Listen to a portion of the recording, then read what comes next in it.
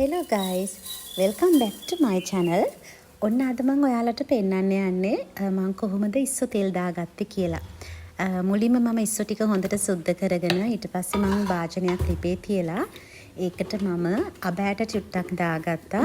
ඊට පස්සේ ඒකට මම සුදු පොල් තෙල් චුට්ටක් දාගෙන ඒ අබෑට ටික පිපුරුවාට පස්සේ හැන්දෙන් චුට්ටක් ඒක මම කලවම් කරගත්තා.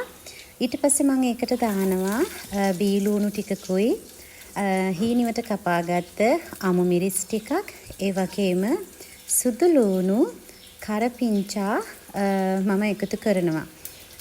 ඊට පස්සේ මම ඒකත් හොඳට චුට්ටක් ටෙම්පරාදු වෙන්න ඇරලා ඊට පස්සේ මම ඒකට මම සුද්ධ කරගත්ත ඉස්සෝ ටික මම හැබැයි ඒකට සීසනින් එකක් මම දාලා වෙනම තියාගත්තා. ඊට පස්සේ මම ඒක කලවම් කරනවා. මිරිස් කුඩුයි 3-5 කුඩුයි ලුණු ටිකකුයි දාලා මම වෙනම ඒක සීසන් වෙන්න තියලා තිබ්බ ටිකක් වෙලා. ඉතින් මම දැන් ඉස්සෝ ටික මේකට හොඳට කලවම් කරගන්නවා. කලවම් කරගත්තට පස්සේ හැබැයි මම ඉස්සන්ට ලුණු දාලා තියෙන්නේ මෙතන සීසනින් එකට. ඊට පස්සේ මම මේකට දානවා මොකද ඉස්සෝ සාමාන්‍යයෙන් උෂ්ණ කෑමක් කියනවනේ. ඉතින් ඒ උෂ්ණ ගතිය යන්න අපි ඒකට මුරුංගා කොළ එකතු කරනවා. ඉතින් මේ මම දැන් මෙතන එකතු කරන්නේ මුරුංගා කොළ.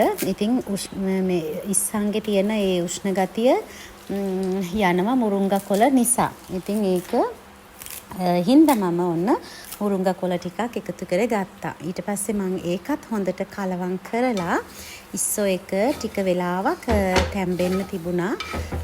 තැම්බෙන්න තිබ්බා ටික වෙලාවක්. ඊට පස්සේ මම ඒකට ඔන්න ගොරක කෑල්ලක් මට දාගන්න අමතක වුණා. ඉතින් මම දැන් ආපහු ගොරක කෑල්ලක් ඒකට එකතු කරගන්නවා. ඔයාලට පුළුවන් නම් කැමති නම් ඉතින් බාන්න ටික වෙලාවකට කලින් විනාඩි 2කට විතර කලින් පුළුවන් ඔයාලට තක්කාලි එකතු කරගන්න ඕන. ඉතින් තක්කාලි නැති හින්දා තමයි මම ගොරක එකතු කරගත්තේ. ඉතින් මේ තියෙන්නේ මම හදාගත්ත ඉස්සෝ තෙල් දාපු ඉස්සෝ ටික.